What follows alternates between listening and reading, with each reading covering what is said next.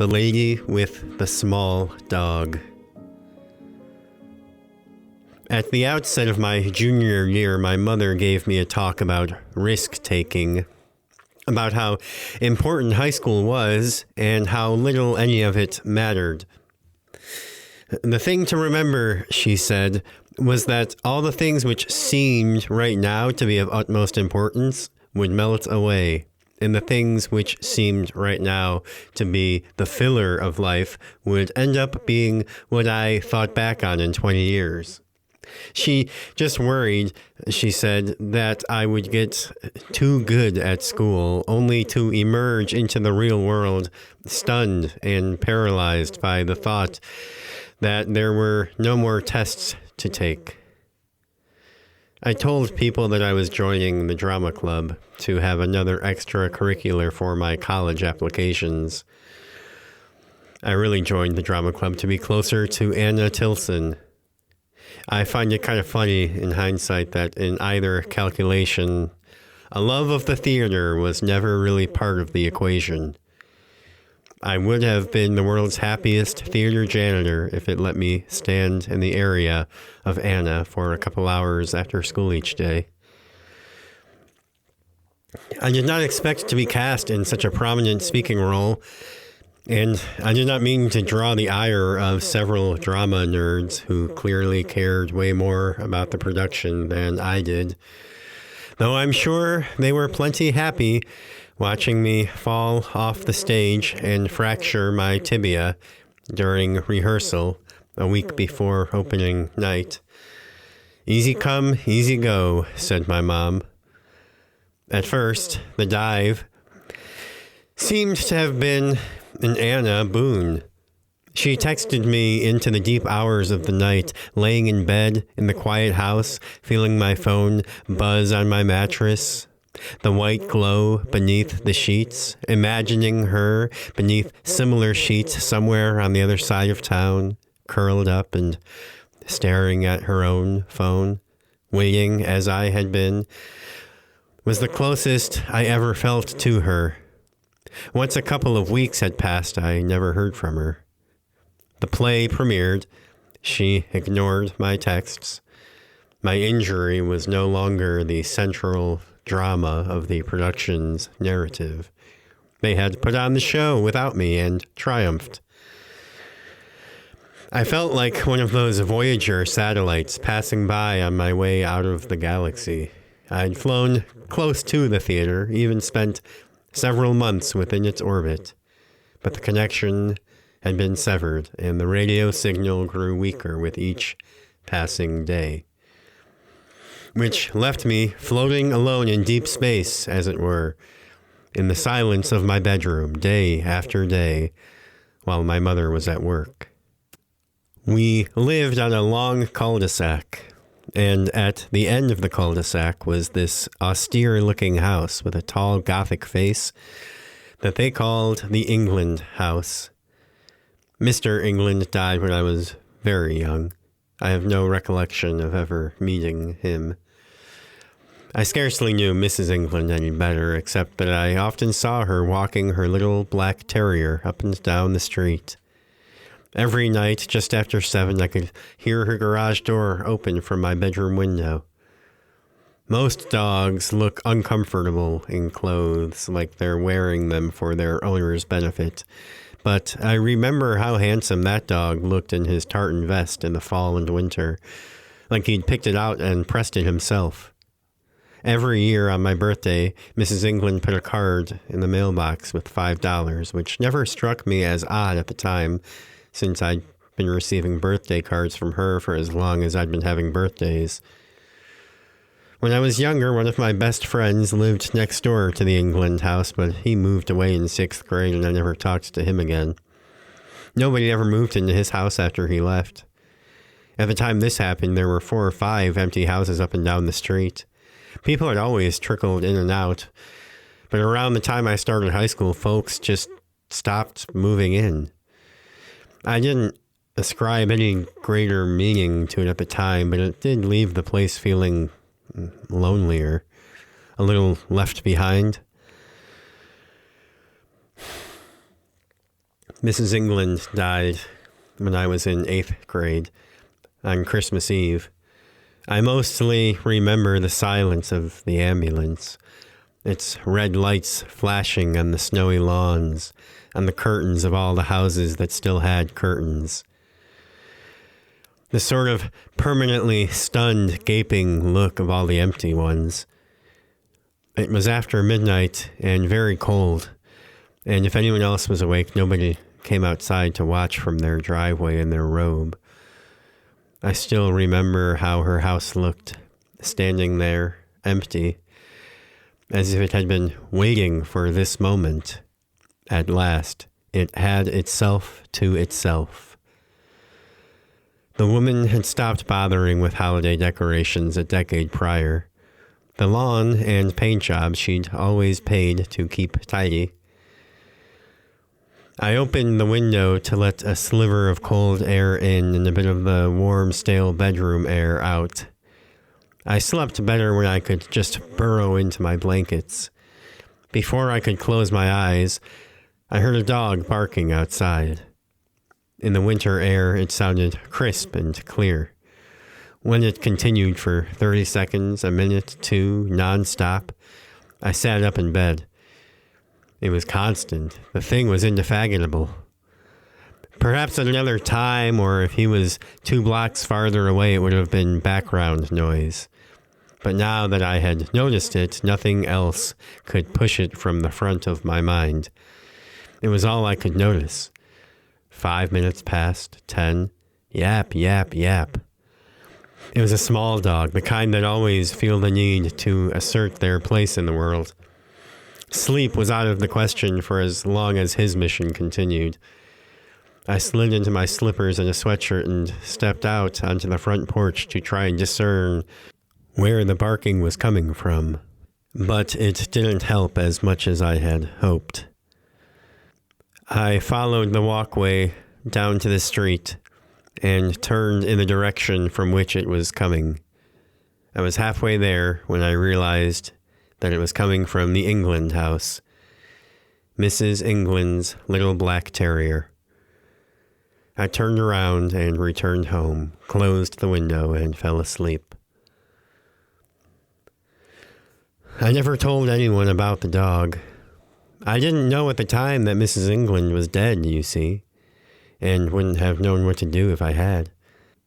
It wasn't barking when I woke up in the morning, and I forgot all about it. And from then on, the house sat dark, day in and day out. Season after season, as silent as the Sphinx. Now and then over the next few weeks, I'd come home from school and see a car or truck parked in the driveway. And eventually a for sale sign was erected in the yard, but it was toppled in a storm the following winter and never replaced. I don't know what it was about the place. Maybe it was literally just that name, the England house. Or maybe it was its position on the block, the slight rise it sat atop, the way it seemed to almost loom or even lord over the rest of the street. Looking up at it like you had to, its tall eaves and high peaks were exaggerated so that if you came up close enough to it from a low enough angle, it almost looked like it was shrieking or recoiling from you. It could have been the all-black paint job, which had perhaps faded a bit from its initial boldness. My mom used to say that when it was still fresh, it could stop her heart a beat, stepping out the door in the morning and seeing it out of the corner of her eye, but had otherwise held up uncannily well to the years that had passed since anyone had occupied the place.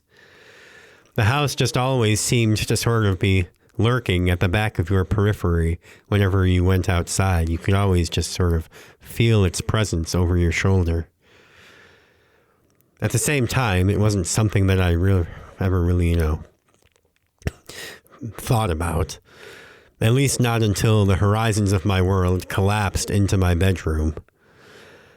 Then, one morning, I woke up, and as I was sitting in my wheelchair, looking out the window and scratching my leg with a ruler, I realized that there was someone in the England house. There wasn't a car in the driveway. I didn't see anyone in any of the windows. There weren't even any lights on. I could just tell. You probably can too. You might not think so, but try staring at a house long enough. Don't try to think about it. Just look and feel it. Within 30 seconds, I bet you'll be pretty confident about whether or not there's someone inside of that house. There was just something about it. There may as well have been a no vacancy sign out front. I couldn't tell what they were doing in there, but the presence seemed busy, consumed with some task. The house exuded a vitality that it hadn't in years. I watched it for a while, knowing in my bones that at some point I'd see a curtain flutter or a shadow pass through a hallway. But eventually, even I lost interest and let my attention be caught up in something else. The next time I thought to look at the house, it was late morning, and it was definitively empty. I knew what that felt like. I felt the emptiness even more surely than I'd felt the presence. Hollow, dead. Windows like empty eye sockets. If a curtain did move, I would have attributed it to some draft or gap in the carpentry. It barely felt like a dwelling anymore. It was little more than a great fallen tree with some crown molding. It would decorate the landscape until nature reclaimed it in a few seasons. Memory is a funny thing. How you can be going about your day, and then in an instant, for no apparent reason, an entire chunk of your childhood comes flooding back to you. I've remembered entire friends before that I'd just forgotten about. That morning, there were Girl Scout cookies on the counter. I'd never known my mom to buy Girl Scout cookies. My only exposure to them had been at my friend Evan's house. I hadn't seen Evan in years. As soon as I took a bite, I was reminded of a night when I was maybe 8 or 9 years old and Evan was sleeping over. It must have been summer because we were camping in tents in the backyard. One of the Star Wars movies had recently come out on home video. We woke up in the night to something moving outside the tent. Sniffing. We could hear this little jingling, and then the voice of a lady a few yards down calling out. "Martin? Martin, where are you?" He gave a little chuff, and we realized that it was only the neighbor's terrier. She called his name again, and he let out a sharp little bark. We heard her come up to the edge of the yard. "Martin," she said, "what on earth are you doing? Would you come? Now? Please?" He chuffed again. "Martin!" Her voice was starting to sound kind of like broken glass. "Why are you doing this? Why? Why?" She was trying to shout while maintaining a whisper. Evan had nudged the zipper open just enough to see out. Mrs. England fell to her knees. "Do you hate me, Martin? Do you enjoy watching me writhe and grovel? I debase myself for you, and for what?" It started to sound almost like she was foaming at the mouth. "Is it revenge? Is that what this is? You're embarrassing yourself as much as you're embarrassing me." He gave a little yip. She picked up a lawn gnome and hurled it at him with one short scream, the loudest noise she'd made all night. He dodged it easily, and she stormed home in a huff. He ran after her with his stubby little exclamation point tail wagging, weaving back and forth like it was all a game. So maybe she was on my mind that night. Or if not on, then at least in it, somewhere, stewing around in my subconscious when I went to sleep. I woke up a little after 2 in the morning and went to the bathroom. Which is just to say, I don't think that I was dreaming, though I suppose I could have been dreaming about peeing. I resigned myself to just drinking from the bathroom sink when my mom was asleep or at work. And to this day, whatever specific flavor of rust those pipes put in that water still makes me think of those few months when my leg was broken. Once I'd settled myself back into bed, I took a look out the window before laying my head down. There she was. There they were, Mrs. England and her dog. They were silhouetted by the street light, and I could see no detail in their features, but who else could it have been? Walking like they always had. For the first time since I'd woken up, I started to question whether or not I was dreaming. They turned and disappeared up at the other end of the block like always. I meant to wait up and see if I could get a better look at her when they returned, but fell asleep almost right away. The next day when I woke up, it felt as if the house was taunting me, tormenting me with that blank face. There were approximately a dozen regions, broadly speaking, to my new world, all of which I could see sitting at my bedroom window, scratching my leg. And not one of them was, essentially, in some sense, for me at least, haunted. A few days passed. In another week or two, the whole episode probably would have been blurry enough to chalk it up as a weird dream, for expediency's sake, if nothing else. But later that week, I guess it must have been Thursday, because it was the night my mom made lasagna, I woke up in the middle of the night again. I could hear someone talking. They sounded far away, like maybe they were on the TV downstairs. But as I climbed farther into consciousness, I could tell pretty quick that the voice was real, or present anyways, if not in the other room. The TV was off, the lights were off, the whole house was as quiet as a stone. I cracked the window, and the voice came into focus, nearer and clearer, and not so far off, after all. Down on the street, a few doors down, Mrs. England. Her dog was nowhere to be seen. "Martin! Martin!" She was calling out for him. She wasn't screaming per se, but she certainly wasn't using her 2 a.m. voice either. There were the crickets and the bullfrogs, and it felt like the whole neighborhood was sleeping in a delicate, bulging hammock of silken spiderweb. And here was Mrs. England calling out with her chest, like it was 2 p.m. on Market Street. It cut through me, and I suddenly felt very cold. Sometimes when she said his name, I could hear a little tremor that she couldn't suppress, like maybe she wanted to be screaming. She held her hands clasped in front of her, her elbows flared at her sides, and moved in furtive little bursts of 2 or 3 steps at a time. The streetlight cast extreme expressionist shadows, and I could see nothing of her face.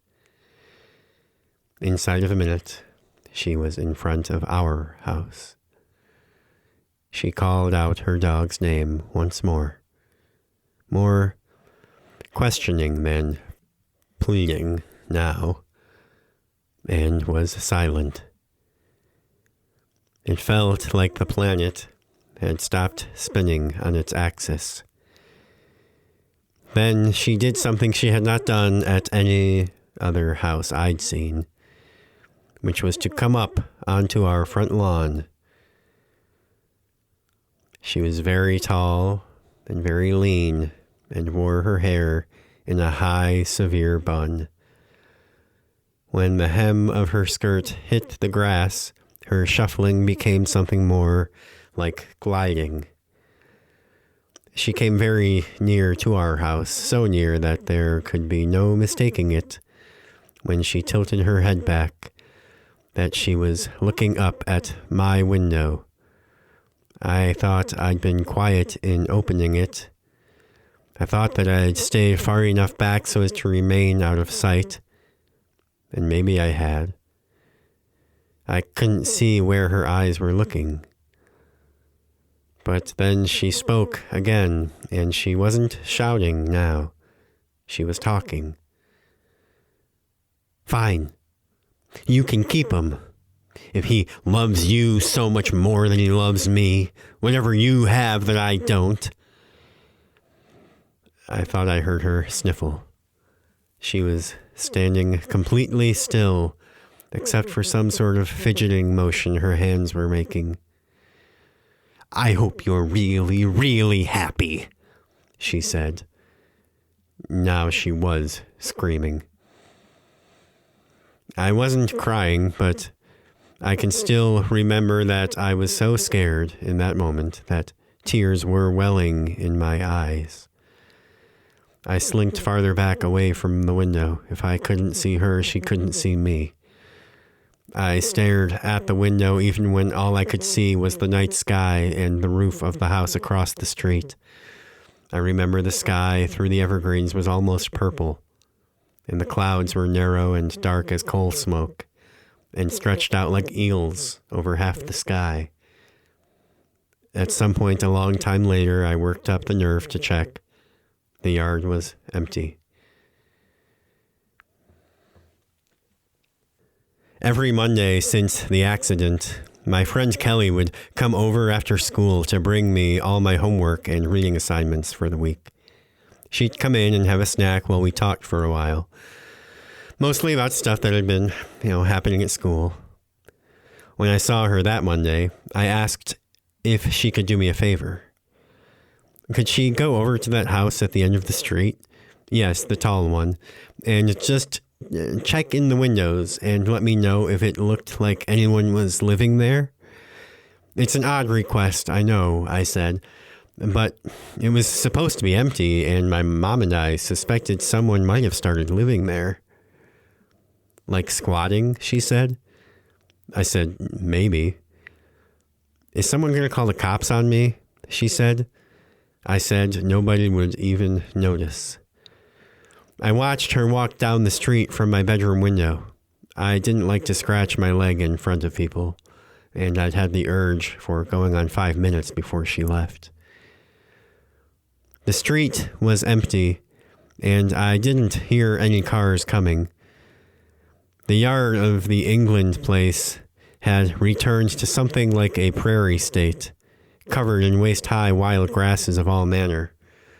Kelly skirted it and went around back, where I lost sight of her. She was back there for what felt like a very long time. I waited to hear something, though I don't know what I was expecting to hear. After a while, I had to fight the urge to just start yelling her name out the window. I didn't know what could possibly be keeping her back there so long. But finally, I saw her head pop up above the tall grass. She emerged back onto the asphalt like she'd fought her way through a jungle. I rolled myself to the top of the stairs to greet her, but she only opened the front door enough to reach in and grab her backpack, and then slammed it shut behind her. Back at my window, I watched her start her car, which was an old police cruiser bought by her uncle at an auction. The decals were all gone, but she still had the big flashlight by her mirror. Normally the most cautious driver I know. She made her tires squeal pulling out of the driveway. 20 minutes later, I received a text from her. What the hell is wrong with you? Another. Why would you make me look at that? And finally, find someone else to bring your crap. Don't talk to me again. I tried to call her, but she didn't answer. My mom came home from work an hour later. She had a pan of fettuccine chicken from the grocery store that just needed to be popped in the oven for a few minutes. After dinner, we watched TV together for a bit in her bedroom, and then she went downstairs to make some phone call or another. It was about 9 p.m. when she called up to me. I could tell immediately from the tone of her voice that something serious was happening. "I've got to run to the hospital. It's your Aunt Jillian. They think it's her gallbladder again." I could hear her keys jangling and sliding across the kitchen table. Whatever she was throwing into her purse. Her shoes pounding back and forth across the kitchen with a purpose. "I'll probably be back sometime tomorrow morning. You've got snacks up there, water. You're all good?" I gave her a thumbs up. "Tell Aunt Jillian I hope she feels better." "Love you," said my mom. And just like that, I was alone. I had a box of my parents' old VHS tapes that I'd been working through since the accident. Some of the titles I recognized, most not. I turned on an old horror movie I'd seen before and settled into bed for the night. When it was over, I wasn't tired enough to fall asleep, so I turned on another. Since the accident, I'd developed quite a tolerance for staying in one place for long stretches, and it was sometimes difficult to fall asleep after a long day of just laying around my room. The last thing I remember, there were a bunch of teenagers heading out to work at some summer camp. When I woke up, the screen was glowing blue. I turned it off. Then I heard it. The whistling, coming from outside. 2 notes descending, then again an octave higher.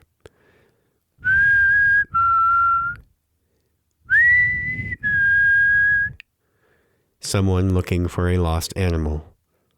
I went to the window, but I didn't see anyone out there. "Martin, Martin," she said, in the same sing-songy tone, almost like she was doing it sarcastically. I scanned the street up and down, every yard, looking for any kind of motion or abnormality. The whole block was entirely deserted. There was a stiff breeze in the air, and it subtly carried the whistling up and down and around the block, though the source seemed to be moving closer. She was directly beneath my window. And the part that makes me queasy to this day is that I couldn't say with certainty if she hadn't been there all along. I watched her move toward the porch steps. I got a sinking feeling in my stomach and rolled myself out into the hall. In her rush to leave, my mom had left the front door unlocked. I made it back to the window as fast as I could. Mrs. England was standing at the door. Until I started selling coupon books for the drama club fundraiser, I never realized what a fine art there was to knocking on someone's door. The farther back you stand, maybe even with 1 foot on the top step, the less intimidating you seem.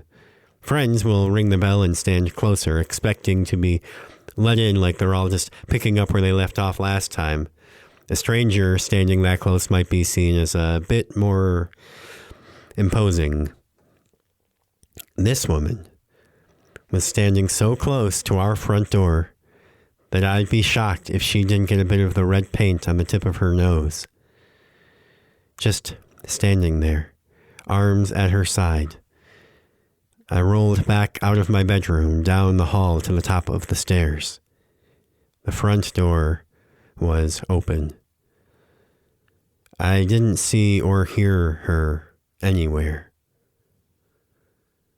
I rolled backwards, gritting my teeth, tensing every muscle through my arms and shoulders and back, gripping the spokes to avoid every squeak I knew in the floorboards, every creak in the machinery of my wheels. I could feel my heart pounding in my temples. 1 inch at a time, I closed my bedroom door, silently. I waited with one hand on the doorknob, holding my breath, listening. I could hear the air conditioner motor, the pipes adjusting, the fan in the router, the refrigerator click on and off. Every clock in the house ticking, slightly out of sync. A car turned onto a road 4 miles away. The boards groaned, somewhere low on the steps, so subtle that in any other context it would have gone completely unnoticed. The house settling. And maybe it was. I waited, listening, leaning forward in my chair. There were no more noises like it.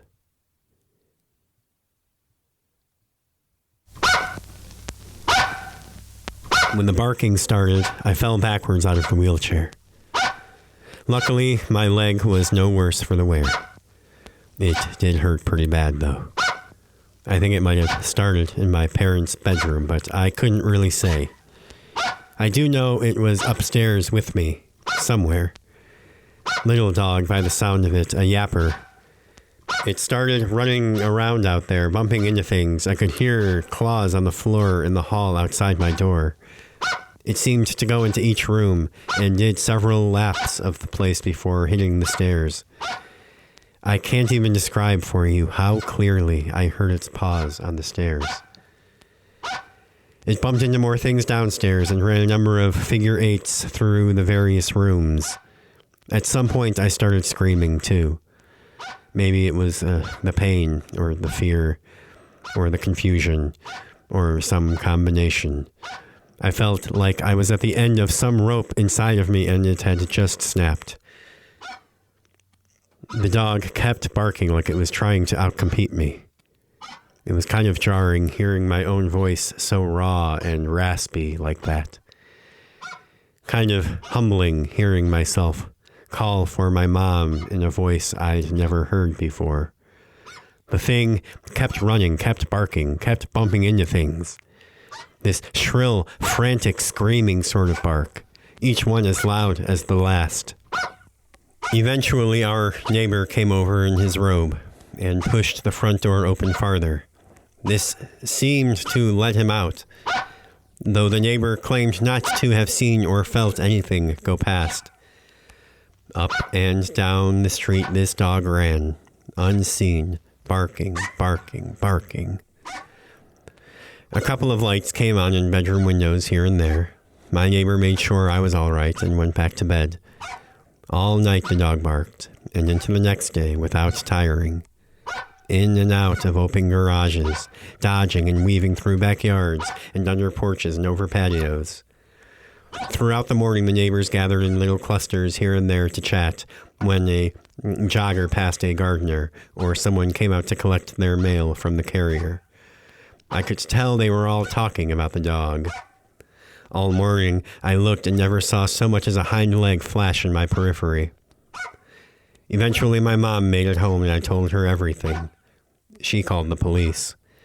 Their arrival seemed to give the rest of the neighborhood permission to gather outside.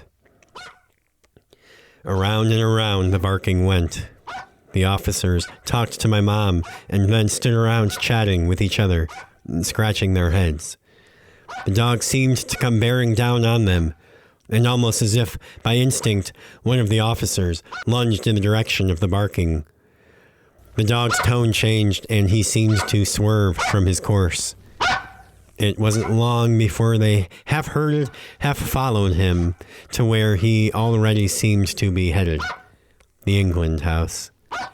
He led them around back to where a basement window was partially broken.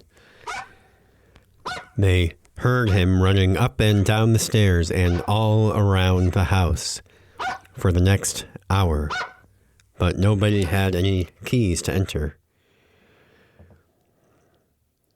Someone suggested calling the fire department to batter down the door. Someone else said, "Wait, do you hear it?" And everyone listened. The barking was gone. The house quiet once more. They stood around for several minutes, speaking in hushed tones, waiting for the racket to resume. But it never did. Before long, everyone more or less shrugged and went home. The police asked my mom if she wanted to make a report, and she turned to look at me. "I don't know," I said. I could tell that they wanted me to say no. I shrugged. Why bother?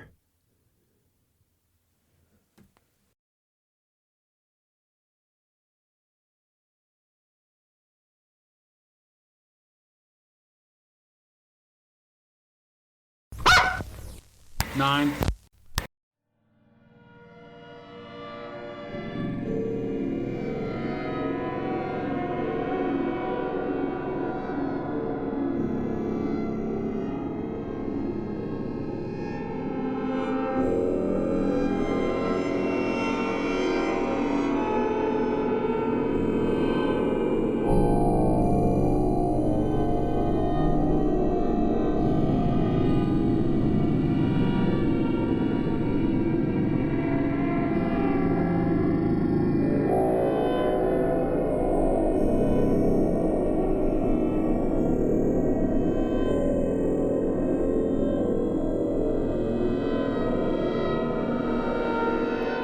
Dogsitting. I'm not a violent person. I want to start by saying that. But the neighbor family that moved in next door toward the end of last year has got this small dog. And the small dog has got something to prove, or is in desperate, constant need of attention, or otherwise just enjoys the sound of its own voice, because for the love of all that is good in this world, that thing never, ever, ever shuts the hell up. It would be one thing if it was a bigger dog, if its bark had some presence to it, some weight or authority in the mid and bass tones, a possibility for some variation on the sound. But then, I suppose such a dog would be more content with his life and have no reason for the constant, incessant barking. Constant barking. A larger dog, more equipped for living in the world, would lack the requisite existential and undying rage at God that small dog so clearly harbors. And I believe he intends to inflict some of his suffering on me. Not because it relieves him any to bark that shrill, raspy yap over and over and over again, without so much as a modulation in his tone or rhythm. I think he is simply cruel and wants everyone around him to be as miserable as he is. He barks in the backyard when he is alone. He barks in the backyard when my neighbor is back there. He barks in the front yard at people who walk by, at other dogs who walk by. He barks when nobody is walking by. And what a loud bark it is for a dog small enough that I could easily hold him in one hand. As if all of his inner faculties were designed to project his voice as loudly and efficiently as possible, with all the other necessities of living an afterthought. It is summer now, and in the summer I like to keep my windows open. A practice that has become all but impossible with his incessant, ceaseless barking at all hours of the day and night. Jesus Christ, listen to me. I really think he's driving me insane. A couple of weeks ago, I tried to wake up early. I thought maybe if I woke up at, 5, I would be able to get some work done in peace. Even a small dog has to sleep sometime, right? The 15 minutes of morning quiet, but I won, only seemed to make the rest of the day's barking even more unbearable, frankly. I believe the small dog knew that I had outwitted him with my early morning and was determined to do everything in his power to make up for it, barking more shrilly than ever and with a renewed vigor that was palpable in the very core of my being. I'm not a violent person, but that afternoon my neighbor was out in his front yard doing some sort of yard work involving a stubborn pile of dirt, or maybe a portion of the trunk of a small tree, some earthen matter in his grass. I don't know. I'm not a yard work expert. And he was swinging an axe from above his head down into the earthen matter to break it up into smaller chunks. Small dog was tied to a nearby tree, yapping its head off and darting around in the yard in unpredictable spurts as the length of his rope allowed, furiously testing his boundaries. And when I noticed what was happening, I quickly placed a chair near the window of my house's front room and turned it to face my neighbor's yard. And I really think that if Small Dog had made a run, very much of the wrong place / wrong time variety, and my neighbor already given his labor over to the momentum of the axe head. I'm no yard work expert, but even I know you're supposed to let the axe do the work. I really think if Small Dog would have placed himself under the falling axe head at precisely the most inopportune moment to be under said axe head, I would have come. But for all my rapt attention, the best I got was the sight of Small Dog outrunning its rope with a miscalculation of enthusiasm and being promptly whipped around 180 degrees and yanked backward through the air with a clipped "Arr!" The next day, I decided that I would have to kill it myself, and probably by throttling it with my own hands, because I could imagine nothing more satisfying in that moment. Even if my neighbor beat the shit out of me, even if I had to spend a year in prison, I went over to my neighbor's house under the guise of borrowing his lawnmower. And when I had finished the show of haphazardly cutting my own grass, I brought the lawnmower back. The dog was in his backyard, barking away. And I thought I could offer to cut his grass as well, as a thank you. And, I don't know, accidentally catch the dog under the mower blades in the process. But one glance back at my yard, with its wavy lines and large patches of long grass that I'd missed entirely, told me he'd never allow me to touch his lawn. I'd have to give him back the mower. And then, on my way home, simply grab the dog and get it over with before my neighbor could realize what was happening.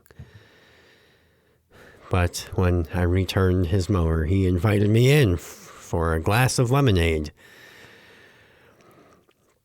I had no good excuse, so I obliged him, and the dog followed us inside. I sat down on the couch in his living room while he went off to the kitchen to pour us each a glass. Small Dog stood by my feet, hopping around and barking at me. I nudged him with my foot. Not hard enough to hurt him, just enough to move him, just enough to see how it felt. I was still trying to build up the courage to grab him and strangle him right there in his own home when my neighbor returned with 2 glasses of lemonade.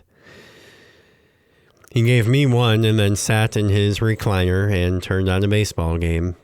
I wondered if I would have the stones to do it right there with my neighbor in the room. The dog jumped on the couch, his stumpy little tail wagging back and forth, and began to lick my arm. "Wow, looks like someone's got a new friend," said my neighbor, and I wasn't sure if he was talking to me or the dog. I looked down at the dog, and he was looking back up at me, and his tail was going like mad, and he wasn't barking. His little tongue, no bigger than the end of my pinky finger, stuck dumbly out of the corner of his mouth, and I could see in his eyes that he was smiling, or maybe I was just projecting that onto him. I patted him on the head and scratched him behind his ears, and he began to wiggle under my hand. I tested his neck with my thumb and forefinger. I wouldn't even need two hands if strangling him was something I still wanted to do, I could almost fit his whole neck in just one hand. It would probably not be all that difficult to just snap it, theoretically speaking. Then the dog stretched his front legs and buried his head between my leg and the couch and sort of rubbed it around there like he was trying to find the right angle. And then he pulled his head out and looked back up at me and sneezed twice in quick succession. And when he sneezed, his ears sort of fluttered for a moment like he was surprising himself. And I put my hand on his rear just above his tail and started to scratch, and he contorted himself into this U shape, and he pressed his body up against my leg and just settled down there, the fur of his tail sort of grazing his own nose. I checked to make sure that my neighbor was watching the game and not me, and then I cautiously poured a few drops of lemonade on the dog's nose. He rankled at first, confused and caught off guard, but then he licked the droplets off of his nose and his demeanor shifted. He turned his body to face me and looked up at me, and just by the look in his eyes, I could tell he wanted more. So I gave him a few more drops, and he licked them up thirstily. I scratched him under the chin, and one of his hind legs started to twitch. "Say, I'm going out of town on a vacation next week," said my neighbor. "I was going to ask my parents to watch him, but they live like 30 minutes away. How would you feel about doing it?" "Sure, yeah, that would be fine," I said. Each morning, while my neighbor was gone, I would make myself a cup of coffee and go over to his house to sit and read the paper. The small dog would bark like mad when he heard me coming to the door, and then when I opened it, he'd jump up and put his front paws on my leg, not reaching even halfway up to my knee, and then race around the house and return to my leg, and race around the house and return to my leg, barking as if he was announcing or even celebrating my arrival. And then, while I read, he'd sit curled up in my lap, occasionally bounding onto my neighbor's recliner by the front window to bark whenever someone walked by. I even began to appreciate his barking, that he felt compelled to protect me, or at least his house. I couldn't blame him. I suppose that if it was socially acceptable for me to do so, I might also spend stretches of the day screaming into the void. I bet it would feel kind of good, even cathartic, under the right circumstances. I began spending more and more time in my neighbor's house, stretching what was initially just intended to be a trip to feed the dog and let him out to pee into an all-morning affair, and by Thursday I was taking my lunch with the small dog and then going back for an hour after dinner. I liked to think that he enjoyed my company too. Friday morning, as I approached the house, there was no barking. Maybe he is still sleeping, I thought, as I unlocked the door, and the small dog did not come crashing into my leg to greet me. But I stopped thinking that when I entered the kitchen and saw his little body passed out in a puddle of vomit and half-digested kibble. I rushed over to him and nudged him with my foot to wake him. His little body was stiff, his stomach swollen, and his mouth caked in dried, flaky bits of puke. I picked him up. He was cold. His eyes were open and glossy. My dumbass had forgotten to put the enormous bag of dog food back in the cupboard the night before, and that stupid little idiot had torn into it and eaten at least his body weight in dry kibble. It was only 8% sawdust, but I don't know, I guess when you eat that much, that's a lot of sawdust. He tried to taxidermy himself. The industrial-sized bag, which my neighbor had bought new before he left for vacation, was now less than a quarter full, including the mess that the small dog had made in tearing it open. Fuck, I said, tears welling in my eyes. I imagined his tiny little heart the size of the end of my thumb thudding away, first with excitement and ecstasy, and then madly, hopelessly trying to use the doll-sized resources at its disposal to somehow convert all that matter into calories. Fuck, fuck, fuck. I went into the living room and laid down on the end of the couch and cried. After that, I cleaned up the kitchen and buried the small dog in a patch of dirt behind a stand of fir trees in the corner of the backyard where it wouldn't be expressly obvious at first glance that I'd dug a small 2-foot-long dog grave. I said some words over his grave. I said that in the end he turned out to be a good dog, and that maybe there was something wrong with me. But it felt self-indulgent to make this about me, so I started to say a Hail Mary, but then I realized I didn't remember all the words, so I went home. When my neighbor returned the next day, I told him that his dog had run away, as if it were somehow more agreeable to have left the front door open too long than to have allowed his dog to eat itself to death. But then I realized that it would be cruel to leave open in his mind the possibility that his dog was still out there, waiting to be searched for. And so I told him that I also found him, and he actually had been hit by a car. There was some yelling, and then I apologized and told him how sorry I was, and if there was anything I could do to not hesitate to ask. Unless you can resurrect dogs from the dead, then no, I don't think there's much you can do, you fucking idiot, he said. I told him that I didn't believe I could do that. No. And again, I expressed just how sorry I was. He said, "Yeah, great, thanks," and closed the door on my face. I'd already turned to leave when I heard him open it again. "Then where is he?" he said. I said, "Huh?" He said, "What did you do? Just leave him where you found him?" I thought that I was feeling the worst feeling in the world until I realized I was now going to have to tell the guy that I buried him in his backyard. He said, "Show me." I took him to the corner and pulled aside the boughs and pointed to the earth where it had been turned. He had a shovel with him and started to dig. He was maybe a foot or two deep at most when I first saw his little paw. My neighbor might not have. It blended in a little with the dirt, and he kept going. When I saw his face, the way his lips flopped back and his tongue kind of poked out, and his googly eyes, his ear still kind of had that little perky like bend into it at the end. I snickered.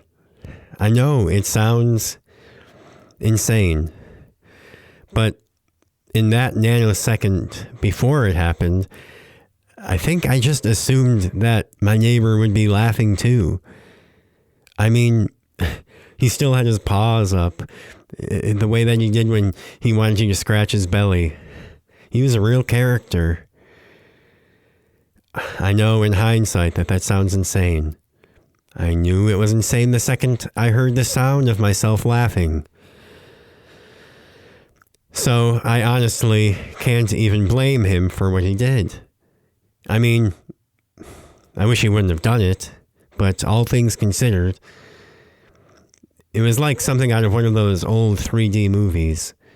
I saw the face of the shovel coming straight for mine, centered in my field of view, quickly filling it. The noise, it was lifted straight from a cartoon.